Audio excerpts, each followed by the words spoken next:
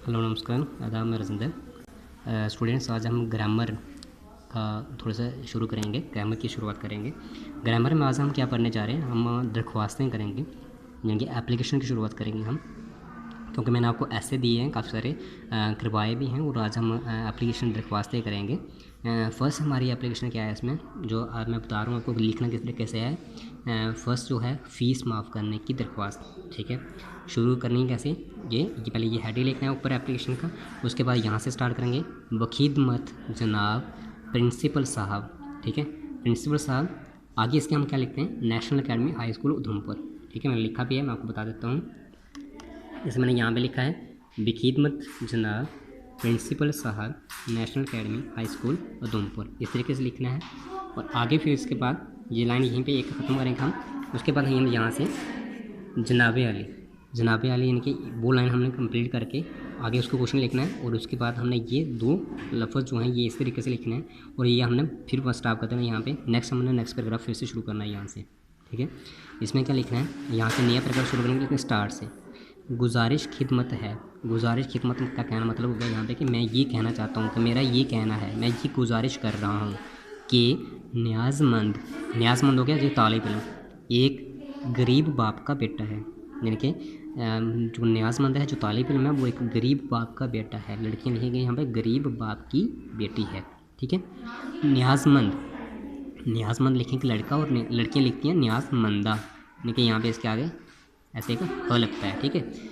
न्याज़मंद के घर की आमदनी बहुत कलील है, यानी कि न्याज़मंद जो है वो उसके घर की आमदनी जो है, सोर्स ऑफ इनकम जो है बहुत ही कलील है। कलील होता है कम, यानी कि उसकी आमदनी जो है घर की बड़ी ही कम है, और बहुत मुश्किल से गुजारा होता है, और बड़ी ही मुश्किल के साथ जो है घर का गुजारा जो होता है, क्योंकि आमदनी जो है वो काफ़ी कम है। घर के अखराजात मुश्किल से पूरे होते हैं। अखराजात क्या होते हैं, घर की जो ज़रूरतें हैं, यानी कि दूसरे जो और ज़रूरतें हैं जो घर की, वो काफ़ी मुश्किल से पूरे होती हैं। चनांचा न्याज़मंद की घर की माली हालत इस काबिल नहीं है, यानी कि ये कहना चाहता है कि न्याज़मंद यानी कि तालिब इल्म जो है, उसकी घर की माली हालत मतलब इनकम सोर्स जो है इस काबिल नहीं है कि वो माहाना फ़ीस अदा कर सके। इनको वो इस काबिल नहीं है न्याज़मंद कि उसकी जो महीने की फ़ीस है वो अदा कर सके, यानी कि वो दे सके। अगर न्याज़मंद की फ़ीस माफ़ ना हो सकी, यानी कि ये कहता है कि अगर मेरी फ़ीस जो है वो माफ़ ना हो सकी, ना हुई, तो इसके लिए पढ़ाई छोड़ देने के अलावा और कोई चारा नहीं है। तो कहता है कि अगर मेरी फ़ीस जो है वो माफ़ ना हो सकी, अगर मुझे फ़ीस देना पड़ी, तो इसके लिए मुझे जो है अपनी पढ़ाई छोड़ना पड़ेगी, और इसके अलावा मेरे पास और कोई भी चारा, मतलब इसका कोई भी ज़रिया या सोर्स नहीं है कि मैं अपनी पढ़ाई को लगातार जारी रख सकूं, क्योंकि मेरी जो घर के माली हालात हैं वो ठीक नहीं है। इसलिए आपसे गुजारिश है, कहता है कि इसलिए मेरी आपसे ये गुजारिश है, ये कहता है कि मेरा ये कहना है कि मदरसा वाला सूरत हाल को मद्देनज़र रखते हुए, मदरसा वाला सूरत यानी कि मेरी जो मुश्किलें हैं, जब मेरी जो परेशानी है उनको मद्देनज़र, इनके उनको ध्यान में रखते हुए मेरी ये गुजारिश है, मैं ये कहना चाहता हूँ कि न्याज़मंद की फ़ीस जो है माफ़ फरमाई जाए, जिनकी मेरी फ़ीस जो है वो माफ़ की जाए, ताकि न्याज़मंद अपनी पढ़ाई जारी रख सके। कहता है ये अगर मेरी फ़ीस आप माफ़ हो जाएगी या कर दी जाए, तो मैं अपनी पढ़ाई को जारी रख सकूँगा, ठीक है। ये लिखना है इसी तरीके से, फिर यहाँ पे बंद कर देंगे। उसके बाद यहाँ से लिखेंगे एन नवाजिश होगी। नवाजिश का मतलब हो गया कि आपकी बड़ी मेहरबानी होगी। इसके नीचे अर्ज़ न्याज़मंद, और यहाँ पे नाम मतलब यहाँ अब ज लिखा है क्योंकि नाम नहीं लिखते पेपर में, और इस साइड यहाँ पे आगे तहरीर मतलब डेट।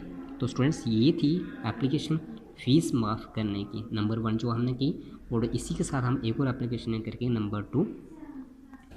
स्टूडेंट्स, नंबर 2 हम एप्लीकेशन करेंगे जुर्माना माफ़ करने की। जुर्माना क्या होता है, जो आपको फ़ाइन किया जाता है स्कूल से, उसको माफ़ करने के लिए दरख्वास्त।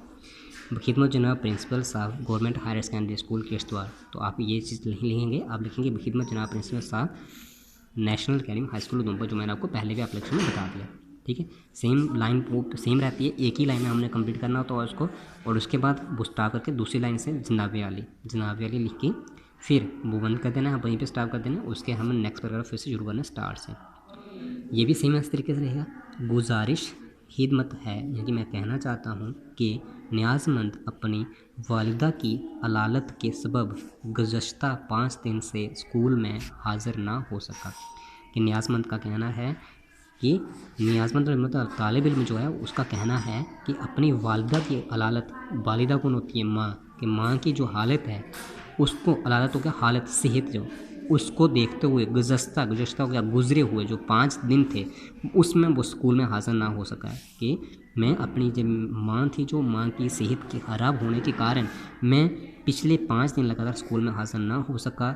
वालिद साहब अपनी मुलाजमत के सिलसिले में घर से बाहर हैं, और जो मेरे वालिद साहब हैं, जिनके फादर साहब जो हैं, वो नौकरी के सिलसिले में, मुलाजमत होता है नौकरी के सिलसिले में घर से बाहर हैं, और मेरे सिवा मेरी वालिदा का ख्याल रखने वाला और कोई नहीं है, और मेरे सिवा घर में मेरी वालिदा का, मेरी माँ का ख्याल रखने वाला और कोई नहीं है।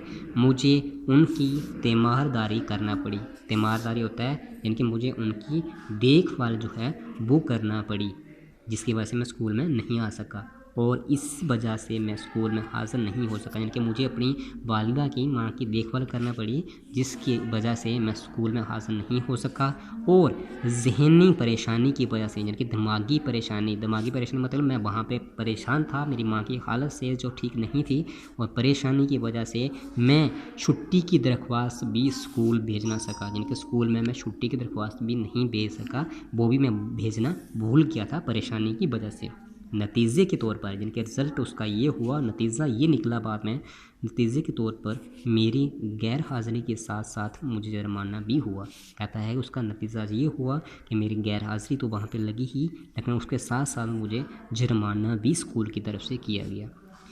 मेरा स्कूल से गैर हाज़िर रहना मेरी मजबूरी थी। ये कहता है कि मैं स्कूल से जब गैर हाज़िर रहा तो वो गैर हाज़िर रहना मेरी एक मजबूरी थी, ना कि मेरी लापरवाही, वो ना कि ये मैंने यानी कि जानबूझ के मैं वहाँ से गैर हाज़िर रहा। मेरी एक मजबूरी थी, मेरी माँ वालिदा की सेहत ख़राब थी, जिसकी वजह से मैं 5 दिन स्कूल नहीं आ सका।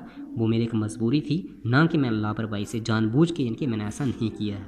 इसलिए आपसे मोदवाना गुजारिश है, यानी कि मैं आपसे ये कहना चाहता हूँ कि न्याज़मंद का जुर्माना जो है वो माफ़ फरमाया जाए, यानी कि जो मुझे जुर्माना किया गया है स्कूल की तरफ से वो माफ़ किया जाए। तो ये यहाँ पे बंद करेंगे, लिखेंगे, और उसके बाद यहाँ से दोबारा लिखेंगे ऐन नवाजिश होगी, जैसे हमने पहले लिखा ऐन नवाजिश होगी, यानी कि अगर आप ऐसा कर देते हैं तो आपकी काफ़ी मेहरबानी होगी। अर्जन न्याज़मंद, और यहाँ पे आपका नाम आप, मैंने बताया आपको नहीं लिखना है, यहाँ पे अवज़, जैसे मैंने आपको पहले ही बताया था, और यहाँ पे साइड में आ गया आपका तहरीर। तो स्टूडेंट्स, ये 2 एप्लीकेशनें की हमने इस लेक्चर में। एक तो पहले हम नंबर हमने की फ़ीस माफ़ करने की, दूसरी हमने की जुर्माना माफ़ करने की दरख्वास्त। ठीक है, ये 2 आपने क्या करना है, बिल्कुल नीट एंड क्लीन राइटिंग में अपने फ्री नोट में उतारनी है, और आपको पेपर में आता है, ऐसे ही आपको दिया जाता है वहाँ पे कि फ़ीस माफ़ करने की दरख्वास्त लिखेंगे, जुर्माना माफ़ करने की दरख्वास्त लिखेंगे, जो भी आपको आएगा तो आपने अच्छे से वहाँ पे करना है। अगर इसमें आपको समझ नहीं आया तो आप मेरे से पूछ सकते हैं। थैंक यू स्टूडेंट्स, शुक्रिया।